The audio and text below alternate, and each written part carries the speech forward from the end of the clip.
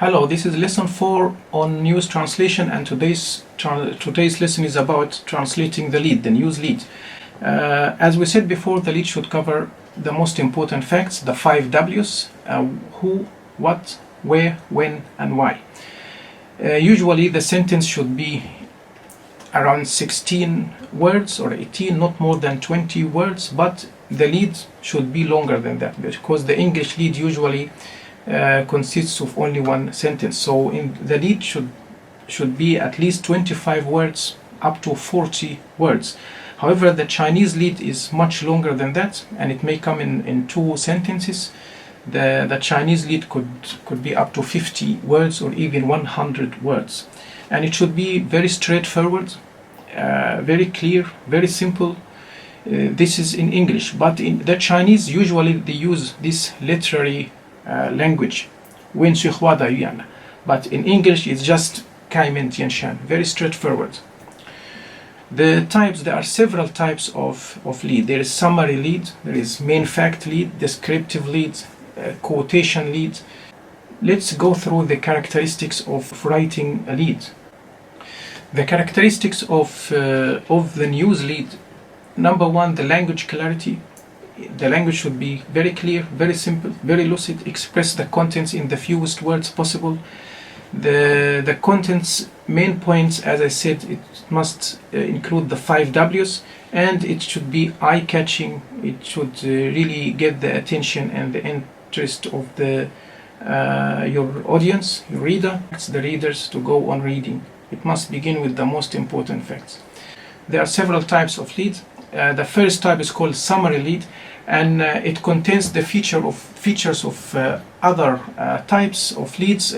So it summarizes the news facts in a descriptive style, and it has to be very interesting and eye-catching and to attract the readers to go on reading. Always avoid beginning the sentence with a prepositional phrase. Don't say, for example, in a 1 bus accident early this morning. You don't report it in this way. So the English lead comes in 1 sentence only. It could be up to 40 words, or maybe even more sometimes.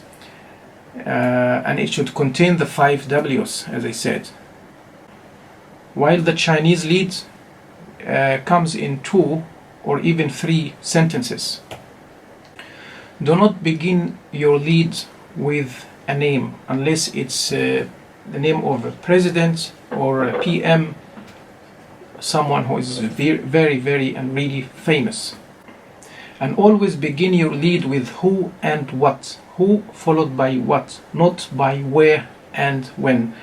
This is in the English. The Chinese, of course, they have different structure.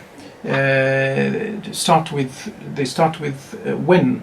They start with the date, not as the English end the sentence with the time and the date. Where to put the news source? Where to put your source? In the English lead, put your source at the end of the lead, but in the Chinese lead, always start your lead with your source. Always start with the source in Chinese, but in English is at the end of the lead. How to refer to your source? If it's a known source, you may say, for example, said the police. After you quote, you put your quote, you quote the police, then at the end you say said the police, or said the Hong Kong government announced, for example. Said the police, 警方称, or the Hong Kong government announced, 香港政府宣布. But in Chinese, as you say, 香港政府宣布什么什么, it comes at the beginning. 警方称什么什么. But if your source is unknown, you may refer to your source as said judicial sources, for example, 法律界人士. Authoritative sources, said authoritative sources, 专为消息,专为人士. Diplomatic sources, this is all unknown sources, diplomat 外交人士. Highly placed sources, 高层消息, 高层人士. Military sources, official sources, 军方消息, 军方人士, 官方消息, 官方人士, and so on. Or you can say reliable sources when you don't want to mention. Sometimes you don't know the name of the person who delivers the news to you, reveals the news to you, or sometimes you know but he doesn't want to be known, to be mentioned. So you keep his identity unknown. Or you may say well-informed sources, sources close to 接近什么什么方面人士. Or you can refer to it as according to an anonymous source. 根据秘闻透露姓名的消息人士称. Or just it is said. 据说 it is understood. 据了解 reports say.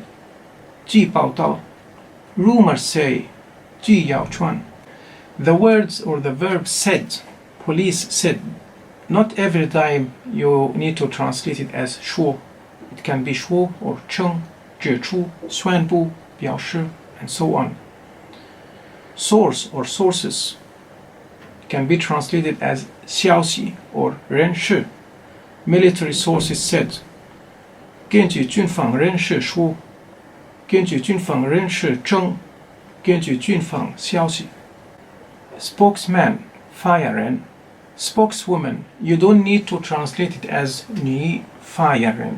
Spokeswoman also can be translated as 发言人. That's it for lesson 4. I hope it's useful and see you in lesson 5. Bye bye.